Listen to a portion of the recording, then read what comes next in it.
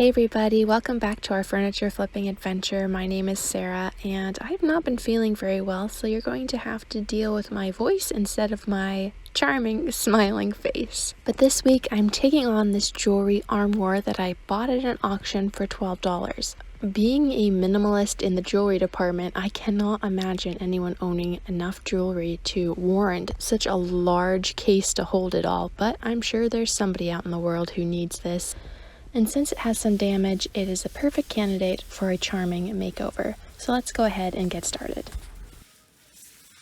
Now, since Texas decided to freeze on me, I had to pull the project inside, and I had to do the vast majority of the work in my house, which is not something I normally do. However, it is how I got started flipping furniture.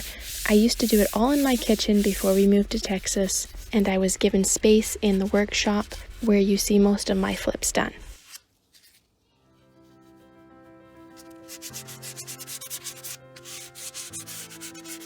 Now, prep work is never anybody's favorite part, especially when you're working indoors, but it's necessary to give yourself a lasting finish. And now that pesky prep work is out of the way, my piece is ready for the fun part, and that's getting the first coat of paint on. I've chosen to go with Liberty Blue. It's a beautiful blue color from Junk Monkey Paint, and I really enjoyed it on this project.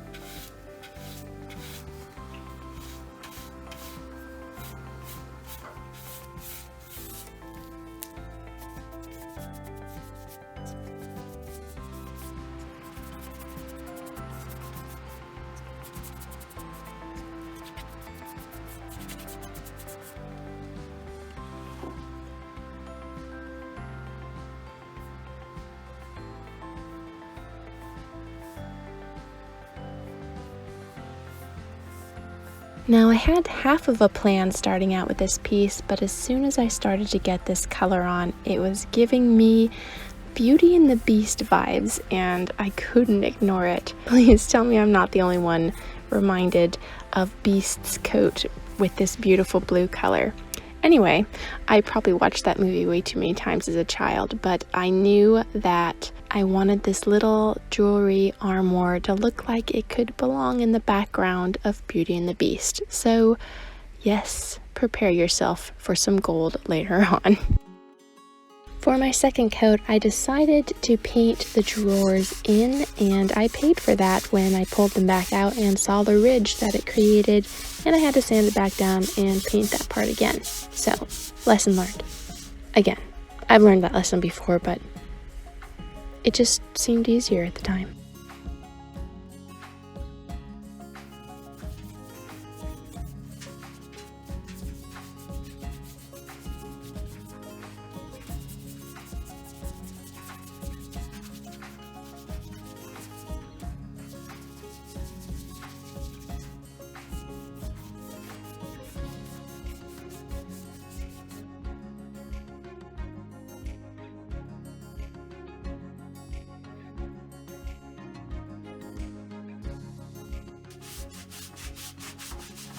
I gave the entire piece a once over with clear wax, waited for it to dry down, then buffed it out with my rag.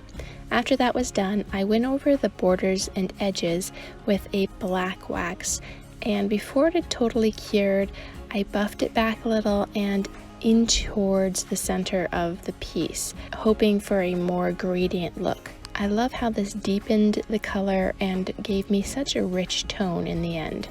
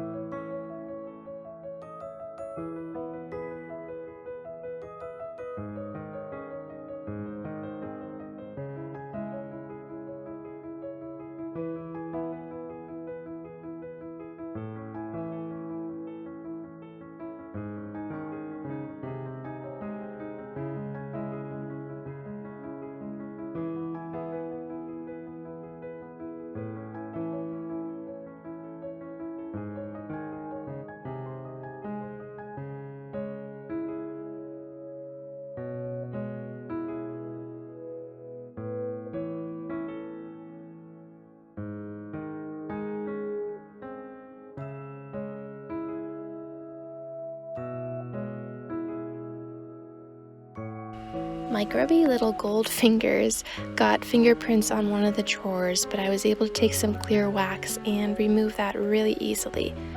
And with that, the piece was done. Now, I told you before that this was inspired by Beauty and the Beast, so you'll have to tell me if you can see that in the finished piece.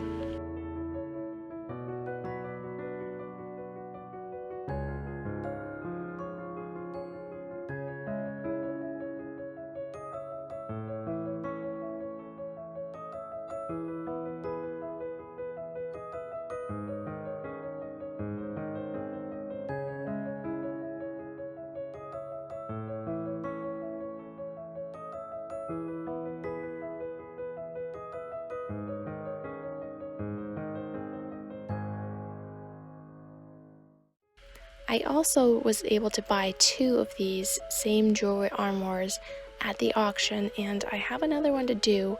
I'm not sure when I'll get around to doing it, but I'd love to hear your suggestions of a completely different look to give to the other one. I look forward to reading your comments and responding to you. Thank you so much for watching with me today. Make sure you're subscribed and give this video a thumbs up if you enjoyed it. Until next time, I'm Sarah with our furniture flipping adventure. Goodbye for now.